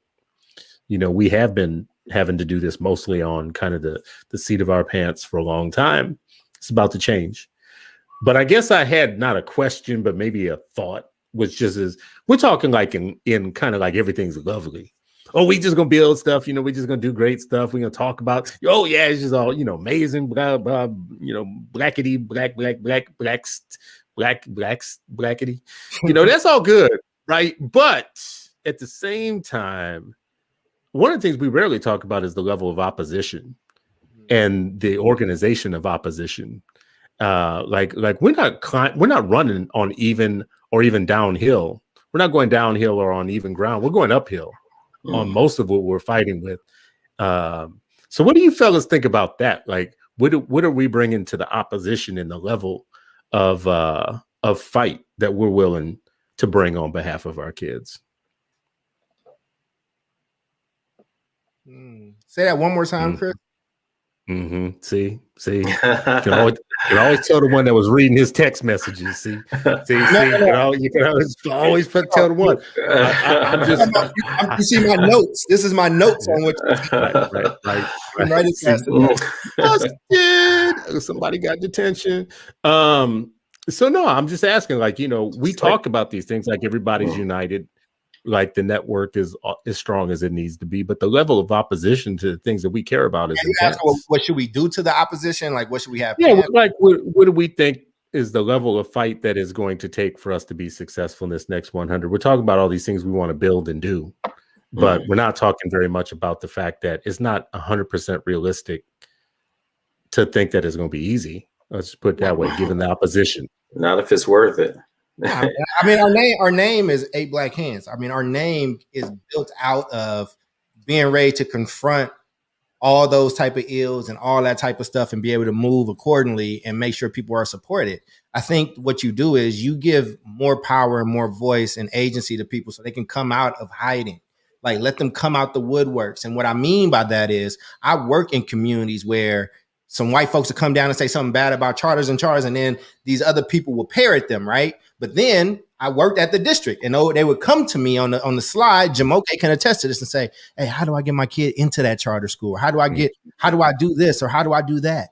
I think that there's a lot of systemic ownership over Black bodies, right? Like, and what I mean by that is we gotta fight that stuff head on. So anytime somebody is having the notion, hey, kids, you're still in this because you made this choice for kids. I don't care what a parent chooses for their kids at all. That really ain't my business. You know what I'm saying? But like, we have to like really take the wool off the eyes, right, of people and kind of being like, yo, listen, when people say this about you, they are basically saying we own you, that you belong to us. And it ain't even from a system that's done us well, right? It ain't even like it's like a system where it's just like 90% is flourishing, right? It's like 10% are flourishing. And they try to, and so I think that we have to continue to make it plain, to continue to make it simple. And we have to like, call out stuff when it's some crazy BS. You see me do it. I have some friends that got some degrees and they'll say some stuff a certain type of way. And then I come over the top and be like, you ain't even need to say all that. This 1, 2, 3. Right. And then parents would be like, oh, I get that. Right. So I think that we have to show up. We have to be ready to use these hands, and we need to have an organizing component behind us. So when we're not getting what we need, 8 black hands can show up in a Chicago. They can show up in an Oakland. They can show up in a Cleveland. They can show up in a Harlem and just kind of like, yo, you're going to have to hear us. And I think that's how you got to like go at it. But people will stand up and fight when they know that people got their back. Mm. Yeah, I'm so glad you said about the organizing, man, because, you know, a lot of times people talk about like the power that certain groups hold, you know, whether it's the, you know, the teacher union with, you know, 3 whatever teachers and, you know, all the support staff. That pales in comparison to if Black parents are organized. You know, like that's a drop in the bucket, right? And so I think, you know, organizing is the number one key. You know, making sure that people are informed, that they have the information, that stuff that may be, you know, whether it's data, whether it's policy or anything else that's hidden in mumbo jumbo, hidden behind firewalls, hidden behind closed door board meetings, hidden behind, you know, school leadership meetings, that they're pushed to be transparent about it and that is decipherable, that it makes sense. You know, when Malcolm says make it plain, we can be, you know, part of pushing people to do that. But I think ultimately it comes with, you know, banding together, you know, and we talked about this before. We're going to be like a hand or we're going to be like a fist. And I choose fist, you know, every time, because that you get work done earlier. That whole idea of, you know, the moral arc of justice, you know, the moral arc bends towards justice. You best bring your hammer. And I think that's what, you know, organized group, a clenched fist, you know, around a wielded hammer is just a different ball game. So, yeah, I mean, I just think that organizing piece is crucial, no matter what it is. When you talk about the Leadership Development Council or when we all convened around, you know, in Chicago or in Philly, right? We came together to talk about this idea of, you know, when Dr. Fuller gave that, you know, that man, like Timbuktu speech, you know, like it was just amazing, right? And we said that should have been recorded, right? Like, but when you looked around the table, there were a whole lot of folks who were like, oh yes, this is important to me. And I think doing things like that and then having the step 2, step 3, step 4, and then allowing other folks to do that in their own spaces, right? And then do you mean when we came together at the hotel? Yeah, at the airport. And so crazy. Y'all bring it up. I forget how many times we have come together in a different city and in a different place and brought something. We've been doing that for a long time now. Yeah. Like meeting with groups of people. And also people have been, Charles, to your point about dropping in, people have been bringing us in to say the thing that can't be said in their communities. Right. That's a trip. Right. I forget, we all met in Chicago. Yep. Years ago. Yeah, we met in Chicago. And then when you and I met, Chris, I didn't know who you were. It was at a dinner organized by Jamoke in Oakland. In Oakland, yes. Oakland. And I didn't know who you were, but it was somebody, and her and I had a good conversation afterwards, but that had said some stuff that just wasn't true about types of schools or whatever. And I was like, that's not true. Like, that's not true at all. Let's talk about actual, like, what's happening to kids here. Let's actually talk about what the level of expectations and all that stuff is. And then you like introduce yourself after that. And that's how we. So crazy. You and I left that restaurant walking and talking. Like you walked, I forgot where I was walking to, but we left that restaurant. First of all, we've always met around food. I just want people to know. You're going to meet with Chris. You're going to eat with Chris is kind of the lesson to that. But we walked away from that. And you told me then, and this was a long time ago, this is years ago, you told me then that you were going to write something about the crack epidemic effect on children and derivatives. And then look at how time passed, man. That's so crazy that we met. You told me that the first night we met and you did that, right? Like that's a thing now. That's something that got talked into the world. And the rest of those other folks that were at that meeting fell off like dead skin, just kind of, you know, I don't know what they're doing now, but we came together in Philly, Chicago, that was Oakland, New Orleans, forgot about New Orleans. Wow. You and I in Texas. Wow. You and I came together in Texas one time, and then it was a bunch. Philly, we already said Philly. Philly. Yeah. Minneapolis. it's gonna be Philly a interesting. couple times, right? Dr. Fuller, then the Black Male Educator convenings, and That's right. At the fellowship. our first Black Male Educator convening. That's where I met Chris. That was the first one. We were pulling together Black men to advocate, and that's where where I first met him. So yeah, that was a trip. I came and saw you with all them sharp Philly young Black men teaching who were living in a society together. They had a little like a condo thing. It was like the real world, except for with Black male educators or something like that, right? Like some MTV show. And I thought that was the craziest thing. I had never heard of that. Black men living together, teaching. And I met Ray at the Chicago convening that you had at the old Ed Post offices. That's where I met Ray. Wow. Oh, that's right. Across the street from Harold's Chicken. That's where I met Ray. Wow. And Ray, I forgot how we met. I remember it wasn't around food because we weren't in person. But like when we come to these meetings, food would be involved, right? It has to be like in person. But I just remember you and I talking about the need for the world to hear from you and to build platform and intellectual like property, like so that, and it's still to this day the same thing I said then is what I'm saying to even people now. Like the more of you involved in the world, like it's not enough to just do this work in obscurity and have nobody know that there's Black men running entire school networks, right? Not just school networks, but ones where kids are actually learning. Yeah.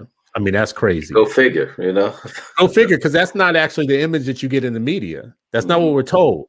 Right. Well, I want to make sure Ray can get in here too, because I guess I had another thought. And we were just going to keep piling on. So let me make sure you can. It's like double dutch, bro. You got to just jump in that thing. Hey, bro, listen. Hey. Go ahead. But I'm going to write it down. I don't want to lose this point. Go ahead. So I think one of the most important things for me is that, I'm doing some really good work, and there are some folks that look like me that are doing really good work, and I just want to highlight those folks in all ways that I can. If it's a podcast, if it's putting together a blog, a weekly blog in which we each contribute a paragraph. Like I just want to get more material out about folks that are doing like really dope stuff. This upcoming February, I got a sweeps week thing going on. Anytime I get an extended period of time off. What'd you say? Like sweep what? Sweeps week. So in television, they do like when they're going to when a channel is going against another channel or whatever, then they'll like put on their best shows or whatever. And so for me, when I have like extended breaks or whatever, I do a show like daily. And so the focus for me during my February sweeps week, which is also my 44th birthday week, is that I'm gonna have dope people on every night, just highlighting the work that they're doing in education. And I feel like it's just super important to do that because we got to break this. We got to change this narrative that we aren't experts in terms of education and how we approach it, which is a reason for my dissertation. My dissertation is parent engagement in urban charter schools through the lens of Black male school leaders. And the reason why I selected that topic is because there's little scholarship that has to do with just Black men and how they lead. We talk all the time about Brown versus Board of Education and how we lost so many Black principals. And if you look right now in terms of the scholarship, in terms of like what Black men are doing to lead their schools to engage parents, it's a gap in the literature. And so that's why I chose that to be the subject of my dissertation. And I can't wait, man. Sometime I don't know, next 5 months or whatever, when I defend and I'm able to like put things out and put those stories out in pseudonyms, of course, so that folks can see the amazing things that Black folks are doing in education, because Black men are running ish in education. And for folks to be able to see, for students to be able to see people that look like them in those chairs is extremely important, and it's extremely important to highlight. That's what's up, man. I thank you for that, Ray, and looking forward to you getting done with that too, man. I know what that struggle is, so keep going. And I know Maya can send you some love too. I know she's working on her stuff. I would say this, man. There's a piece that we kind of leaving out that I do want people to just understand. Like we came together because we had these conversations. I didn't know Chris. Like now, I'm thinking about he's like the light skinned Nick Fury up in this thing right now, right? Where he's like trying to get these people. But the I sad prefer Creole Mafia, bro. But Creole go Mafia, ahead. I'll take that. Yeah. But go ahead. But here's the real issue that's underlying it, right? Around why we needed to come together. It was actually somewhat out of protection. It was Ray was being attacked for some work that he was doing at the school place or whatever. Sharif was always getting attacked around just trying to educate kids. Chris had already been through that rigor, through that ringer with those people, and then people were trying to come at me around a lot of different things because I was like, I work for this system and I went here, but I don't love any of this stuff. And like there was a need. People, they come for Black people. Like they come for folk, especially if you a man. It's going to be really, really, really tough in those spaces. And we wanted to, you don't have to be, there's this notion when you do education work that you got to be perfect, that every part of your life has to be this thing or that thing, or you can't have no emotion. You can't have any of this stuff or whatever. You know what I'm saying? And I think that gets lost for a lot of people. The reason why the show was important and the reason why so many people flocked to it is because we said stuff that they wanted to say and couldn't. You know what I'm saying? And I think that like that piece, you know, like I just think that that's just really important. And I don't know if a lot of people know it didn't just come. It wasn't built out of joy. It was something that was built out of necessity. It was something to be like, yo, we at the club, man, and we stealing on people. And sometimes you need somebody to have your back because you will get jumped in these education streets. And this happened. It's happened to every single one of us. And I think that, but now because we speak up, there are so many more people out there willing to stand up and speak, you know, truth to power for Black kids. So, you know, I just don't know how many people actually knew that reality. You know, that's the lesson that I think I learned that drove me the most was going through something and feeling like you're all alone, right? Having people drag your name, you know, going through your social media, trying to get you fired and, you know, attack you in different ways. And then looking around and see like who's with you and having a whole bunch of people scatter, right? Like in the middle of being attacked by education's Karens, versions of Karens, more than once in my existence, where there were material losses. Like I lost real things. I remember saying to myself then that I would never, that I would, number one, that I would rise above it. I'd come out of it. But number two, that I would never let anybody else like stand alone on this stuff. Right. So there, I see people go through things as school board members, as teachers and principals. I've seen principals get sabotaged by their staff just because they didn't like them and they didn't like being led by a Black man. And when you are that person, they can make a different story to get you out of the way. It doesn't have to be about your skill or your talent or your dedication to children or what you're doing. They will find something else to make the knife that they turn on you to get rid of you. And they're very organized. So I think, you know, part of me, my driving thing was to never want to see Black men go through that without somebody stepping in to say like, listen, privately, you can beat this, you know, you got this and let's stand together. They can beat one of you. They can't beat all of you. Right. So move as a team. Bro, I just want to, I want to just piggyback off of what Chris just said, because that's kind of like how we met. I was posted on the Daily News. I think I might have made some Black headlines and stuff or whatever over some tweets that were taken out of context. But just like you said, like when people don't really have good energy towards the work that you're doing, they can take those things and they can kind of rewrite those narratives to try to make you feel or seem as if you're doing something bad for Black kids when, you know, you're the only person that's really doing something for Black kids. So I appreciate you creating that space, I guess, for all of us in terms of just like, you know, just having that safe space of Black men to be able to come in and do this work, man, it's extremely powerful. And I'm thankful for that. But then also, damn, man, this is a really powerful show, man. Hey, Charles, you did a good job, bro. I don't tell you that enough. Well, I appreciate that, brother. Well, you did a good job. I mean, homie wrote. I had direction. I had good direction. Oh, so if you had direction, then whoever gave you that, hey, Chris, if you gave him direction, then shit, you did a good job too. Hey, listen, it was good. Yeah. It was great, man. But yeah, however, you know. And Reef, whatever you did or didn't do, it was great too. I'm just a supporter, bro. I just cheer on, pray hard. you know, and show up. You know what I'm saying? Like, no, I mean, this part of this is just, when Harriet would tell people that were like, you talk about like what's part of our work, she would say, you hear dogs, keep going. You hear that, you see the fire, the lanterns, keep going. You get cold, you get wet, you get tired, keep going. And I think, this, like, part of our work to honor our ancestors who kept going is for us to keep going and to support those who have to keep going because our children depend on it. Right. So, that same conversation, the scenario that Ray's talking about, like, that's how we met. But, again, it shows, like, all that, that's why I hate the narrative about, Black men, because they really want to push forward a particular narrative about Black men. My favorite teacher ever was a Black man.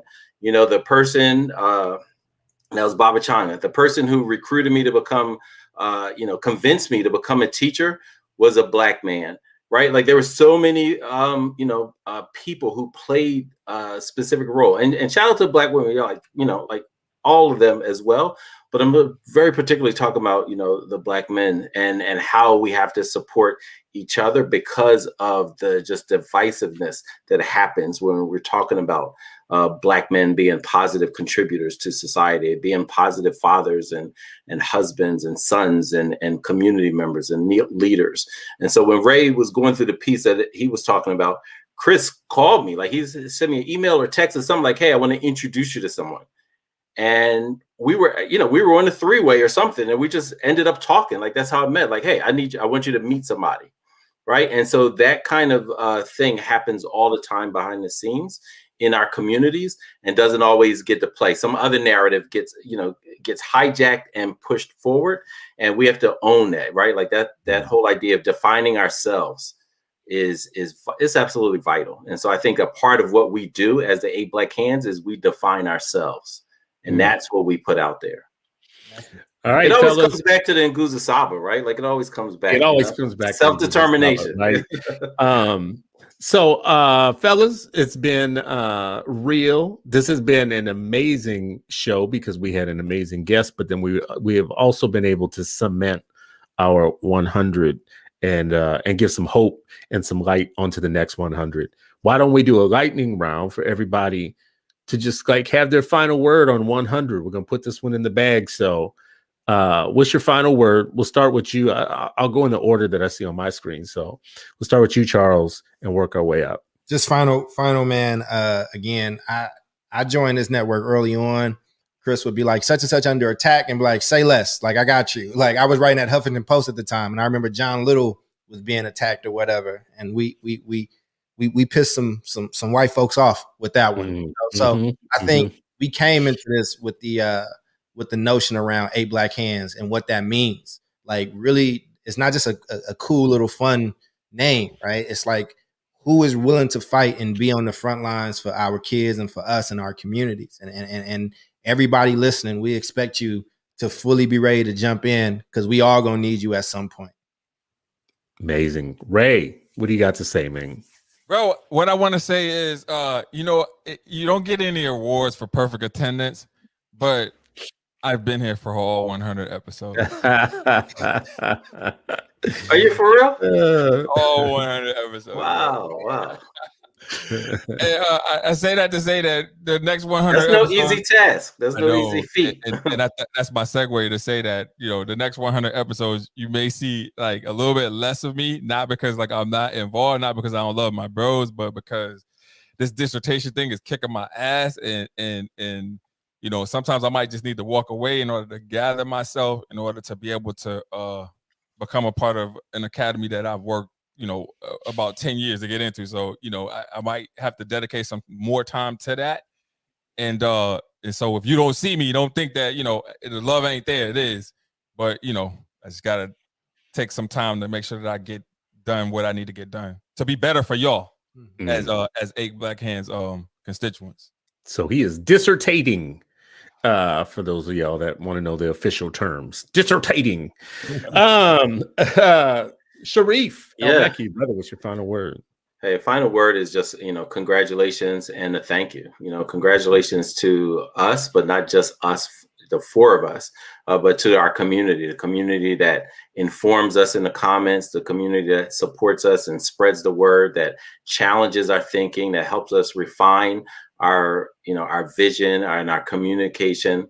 I just want to give a shout out to our audience who've been just, not only has it grown, but there's also been a level of consistency, with several of the, the folks in our community. And I'm just really grateful. Like, a big part of the work in our community is being grateful, showing gratitude.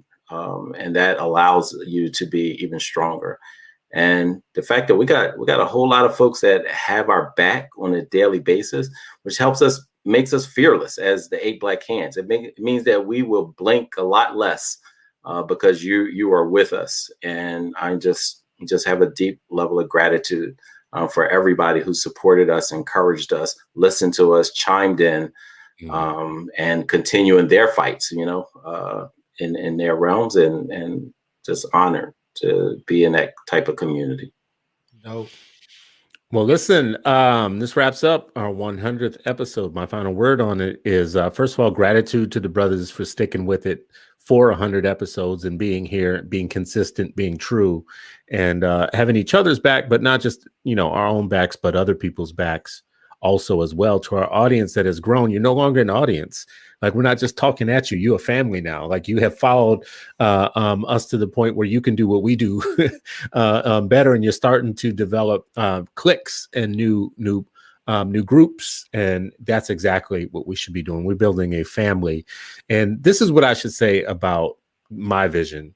The first 100 episodes of this was our learning experience on how to do this well. The next 100 shows should be our opponent's learning experience, for them to learn what happens when Black people collect around the common interest of our children. Like, we've been saying it on so many shows, 8 million Black children walking into public schools every single day that are not ready for them, weren't built for them, and are not going to help them reach their highest potential. And that is a problem that we can't sleep on, and we can't actually pretend like we're all good when we're not. We're not. That is it. That how are the children should be the one burning question that when you ask it, it better be answered right. Because if it's not answered right, everything is wrong. So the 8 Black Hands was started as, if you mess with our children, you're going to catch these hands. Well, I think it's time for that to start happening. I really think it's time for that to start happening. And in every way possible. In some ways, there's going to be the professional levels. We're going to have 2 doctors on the show. So they might be the more healing, method. We're going to have an educator. So that might be the more educated method of it, whatnot, And there might just be some other ways in which we let our opponents know that our children are nothing to fool with. If you are watching this and you are ever in that type of trouble, the good trouble, contact us. Let us know. No one should stand alone for fighting for our children. No one should. And we're not going to stand alone, and we're not going to stand by and be bystanders to you standing alone fighting for our children. So thank you for supporting us, supporting the show. Look out for good things to happen on this next leg of the journey. We love you, and peace.